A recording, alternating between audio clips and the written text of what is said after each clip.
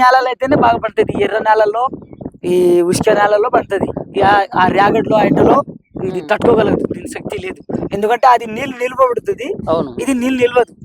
ఇది పిడుచుకుంటది కాబట్టి ఈ పంటకైతే ఈ పొలం మంచిది. అదే ర్యాగడ్ అయితే ఇది నీళ్ళకి తట్టుకోదు ఎక్కువ. ఇప్పుడు స్ప్రింక్లర్స్ కూడా అక్కడ పైపులు కూడా ఉన్నాయి కదా, డిప్పర్లు అవి ఎట్లా వస్తుంది? అది ఎక్కడ నుంచి మోటార్ డైరెక్ట్ కనెక్ట్ చేస్తారా? మోటార్ కు డైరెక్ట్ కనెక్ట్ చేసి అక్కడ ఫిల్టర్ ఉంటది. ఆ ఫిల్టర్ లో మనకు ఉసుక రాకుండా ఏం రాకుండా అక్కడ ఇదైతుంది. మనము ఇప్పుడు సేంద్రియ ఎరువులు వాడుకోవాలంటే అక్కడ మేము డిప్పర్ కి ఎక్కిస్తాం. ఇప్పుడు మనకు కాలీఫ్లవర్ మంచిగా కలర్ రానికి అంత శేఖర్ రెడ్డి గారు అసలు వాళ్ళు చాలా మంది మనం అక్కడ చెప్తే వాళ్ళు పంపిస్తారు. ఆ మందులతోటే వాడుకుంటున్నాం. మామూలుగా పంట ఎట్లా పండించాలి ఏందని చెప్పేసి మొత్తం కూడా సలహాలు సలహాలు తీసి ఇస్తాడు అతను సలహాలు తీసుకొని చేస్తాం. ఇప్పుడు ఈ ఊర్లో రైతు వేదిక ఉందా అన్న? రైతు వేదిక ఉంది, దుబ్బచెర్ల కాడ ఉంది. అక్కడికి వెళ్ళి ఏమన్నా చర్చలు కనుక జరపడం కానీ జరుపుతారు. రైతుల కష్ట సుఖాలు కానీ రైతు గిట్టుబడి ధరలు ఇస్తలేరన్నా. అంటే ఇంత కష్టపడి పండించినా గానీ కంటికి రెప్పలా కాపాడుకొని చిన్న పిల్లల కంటే ఎక్కువ చూసుకుంటాం.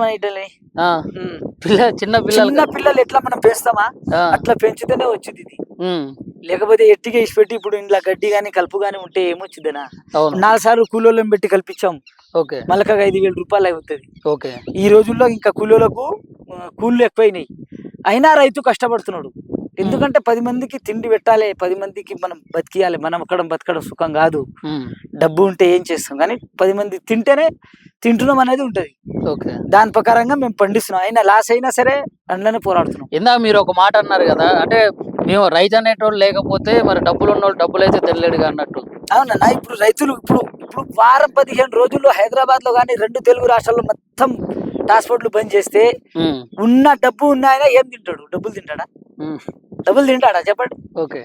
ఇప్పుడు ట్రాన్స్పోర్ట్లు అన్ని బంద్ చేసి ఏది వస్తే అమ్మకుండా ఉన్న డబ్బు ఉన్న ఆయన ఏం తీసుకొచ్చి తింటాడు? డబ్బు ఉంటే మాత్రం రైతులు ఎందుకు ఏడికెళ్ళి వచ్చిందేనా? ఇప్పుడు ఒక ఎకరాకి ఎంత పెట్టుబడి మొత్తానికి మీకు వచ్చే లాభం ఏంటి? లాభం ఆశించలే అన్న, ఇప్పటికి పెట్టుబడి అయితే పెట్టినాం, లాభం మాత్రం ఆశించలేదు. ఎందుకంటే దానికి వచ్చే కోతకు వచ్చే వరకు ఏ రేటు ఉంటుందో, గిట్టుబడి రేటు ఏది ఉంటుందో మనకు తెలియదు కదా. కాబట్టి దానికి ఇప్పుడు మనకు ఇంత డబ్బులు వస్తుందని ఆశించలే, పెట్టుబడి పెట్టినాం. అది దానికి గిట్టుబడి రేటు వస్తేనే, ఒక పువ్వు 20-25 రూపాయలు పోతేనే మనకు రేటు, అంతంత గిట్టుబడి రేట్ అవుతుంది. అది పూర్తిగా 15 రూపాయలు 10 రూపాయలు పోయింది అనుకో, ఇంకా దాని వరకు దానికే సత్తుకొని రైతు మూట కట్టుకొని కూర్చోడమే. ఇప్పుడు రైతుల దగ్గర నుంచి చాలా చౌకగా తీసుకుని వెళ్తారన్న సిటీకి, మరి అక్కడ ఇప్పుడు మీకు చౌకగా తీసుకొని అక్కడ ఎక్కువ కూడా అమ్ముతా ఉంటారు. ఇంకా అది వ్యాపారం చేసుకుంటారు అన్న, అది వ్యాపారం చేసుకుంటున్నారు. మా అసలు ఇప్పుడు మేము 10 రూపాయలు పువ్వు ఇచ్చినా ఆయన 20 రూపాయలు 25 రూపాయలు అమ్ముకుంటారు. అవును, అంతే కదా. ఇప్పుడు మనం ఇచ్చేదే, మనం చేనులకి వెళ్ళి కోసి తీసుకుపోయి మంచిగా వాళ్ళకు దగ్గర తీసుకుపోయి పెడితే వాళ్ళు గిట్టుబడి ధర పెట్టకుండా తీసుకొని వాళ్ళు గిట్టుబడి ధర వాళ్ళు అమ్ముకుంటారు. వ్యాపారస్తుకు లాభం ఉన్నది, రైతుకు అదన లాస్ ఉన్నది. అంటే గిట్టుబాటు ధర కల్పిస్తే బాగుంటది అంటారు. గిట్టుబడి ధర కల్పిస్తేనే రైతుకు బాగన్నా. రైతు కొద్దిగా ఇది చేసుకోవాలంటే రైతు గిట్టుబడి ధర ఉంటేనే రైతు సంతోషిస్తాడు. ఎక్కువ ఆశించాడు అన్న అతను. ఇప్పుడు ఇది 50 రూపాయలు పోవాలని అవసరం లేదు, 20 నుంచి 25 రూపాయలు పోతే చాలు. దానికి వెళ్ళంగా కూడా మనకు 10 రూపాయలు మిగిలితే చాలు, మిగిలిపోయినా దాని వెళ్ళినా చాలు, అంతే అనుకుంటాం. అంత ఆశ తప్ప దీంట్లో ఇంత డబ్బులు పెట్టాము, ఇంత డబ్బులు వస్తాయి మనకని ఆశ మాత్రం లేదు. రైతు అంటే ఎప్పుడు ఆశపడాడు డబ్బులు కావాలని.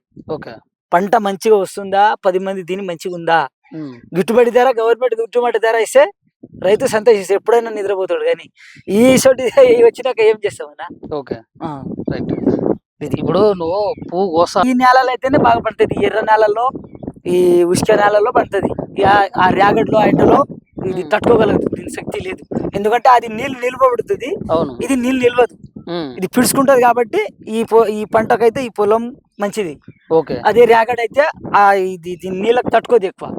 ఇప్పుడు స్ప్రింక్లర్స్ కూడా అక్కడ పైపులు కూడా ఉన్నాయి కదా, డిప్పర్లు అవి ఎట్లా వస్తుంది? అది ఎక్కడ నుంచి మోటార్ డైరెక్ట్ కనెక్ట్ చేస్తారా? మోటార్ కు డైరెక్ట్ కనెక్ట్ చేసి అక్కడ ఫిల్టర్ ఉంటది. ఆ ఫిల్టర్ లో మనకు ఉసుక రాకుండా ఏం రాకుండా అక్కడ ఇదైతుంది. మనము ఇప్పుడు సేంద్రియ ఎరువులు వాడుకోవాలంటే అక్కడ మేము డిప్పర్ కి ఎక్కిస్తాం. ఇప్పుడు మనకు కాలీఫ్లవర్ మంచిగా కలర్ రానికి అంత శేఖర్ రెడ్డి గారు అసలు వాళ్ళు చాలా మంది మనం అక్కడ చెప్తే వాళ్ళు పంపిస్తారు. ఆ మందులతోటే వాడుకుంటున్నాం. మామూలుగా పంట ఎట్లా పండించాలి ఏందని చెప్పేసి మొత్తం కూడా సలహాలు తీసుకొని సలహాలు తీసి ఇస్తాడు అతను. అతను పోయి సలహాలు తీసుకొని చేస్తాడు. ఇప్పుడు ఈ ఊర్లో రైతు వేదిక ఉందా అన్న? రైతు వేదిక ఉంది, దుబ్బచెర్ల కాడ ఉంది. ఓకే, అక్కడికి వెళ్ళి ఏమన్నా చర్చలు కనుక జరపడం కానీ జరుపుతారు. రైతుల కష్ట సుఖాలు కానీ రైతు గిట్టుబడి ధరలు ఇస్తలేరన్నా. అంటే ఇంత కష్టపడి పండించినా గానీ కంటికి రెప్పలా కాపాడుకొని చిన్న పిల్లల కంటే ఎక్కువ చూసుకుంటాం అనేటలే. చిన్న పిల్లలు ఎట్లా మనం పెంచుతామా అట్లా పెంచితేనే వచ్చింది ఇది. లేకపోతే ఎట్టిగా ఇసి పెట్టి ఇప్పుడు ఇంట్లో గడ్డి గాని కలుపు గాని ఉంటే ఏమొచ్చిందనా? 4 సార్లు కూలోళ్ళని పెట్టి కల్పించాం, మళ్ళీ 5,000 రూపాయలు అవుతుంది. ఈ రోజుల్లో ఇంకా కూలోళ్ళకు కూళ్ళు ఎక్కువైనాయి, అయినా రైతు కష్టపడుతున్నాడు. ఎందుకంటే 10 మందికి తిండి పెట్టాలి, 10 మందికి మనం బతికియాలి. మనం బతకడం సుఖం కాదు. డబ్బు ఉంటే ఏం చేస్తాం, కానీ 10 మంది తింటున్నాం అనేది ఉంటది. దాని ప్రకారంగా మేము పండిస్తున్నాం. అయినా లాస్ అయినా సరే అందులోనే పోరాడుతున్నాం. ఇందాక మీరు ఒక మాట అన్నారు కదా, అంటే మేము రైతు అనేటోళ్ళు లేకపోతే మరి డబ్బులు ఉన్నోళ్ళు డబ్బులు అయితే తెలియడుగా అన్నట్టు.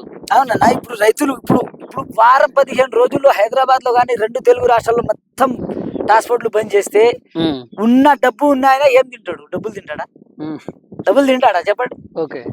ఇప్పుడు ట్రాన్స్పోర్ట్లు అన్ని బంద్ చేసి ఏది వస్తే అమ్మకుండా ఉన్న డబ్బు ఉన్న ఆయన ఏం తీసుకొచ్చి తింటాడు? డబ్బు ఉంటే మాత్రం రైతులు ఏంది ఏడికెళ్ళి వచ్చిందేనా? ఇప్పుడు ఒక ఎకరాకి ఎంత పెట్టుబడి మొత్తానికి మీకు వచ్చే లాభం ఏంటి? లాభం ఆశించలే అన్న, ఇప్పటికి పెట్టుబడి అయితే పెట్టినాం, లాభం మాత్రం ఆశించలేదు. ఎందుకంటే దానికి వచ్చే కోతకు వచ్చే వరకు ఏ రేటు ఉంటుందో, గిట్టుబడి రేటు ఏది ఉంటుందో మనకు తెలియదు కదా. కాబట్టి దానికి ఇప్పుడు మనకు ఇంత డబ్బులు వస్తుందని ఆశించలే, పెట్టుబడి పెట్టినాం. అది దానికి గిట్టుబడి రేటు వస్తేనే, ఒక పువ్వు 20-25 రూపాయలు పోతేనే మనకు రేటు, అంతంత గిట్టుబడి రేట్ అవుతుంది. అది పూర్తిగా 15 రూపాయలు 10 రూపాయలు పోయింది అనుకో, దాని వరకు దానికే సత్తుకొని రైతు ముట్ట కట్టుకొని కూర్చోడమే.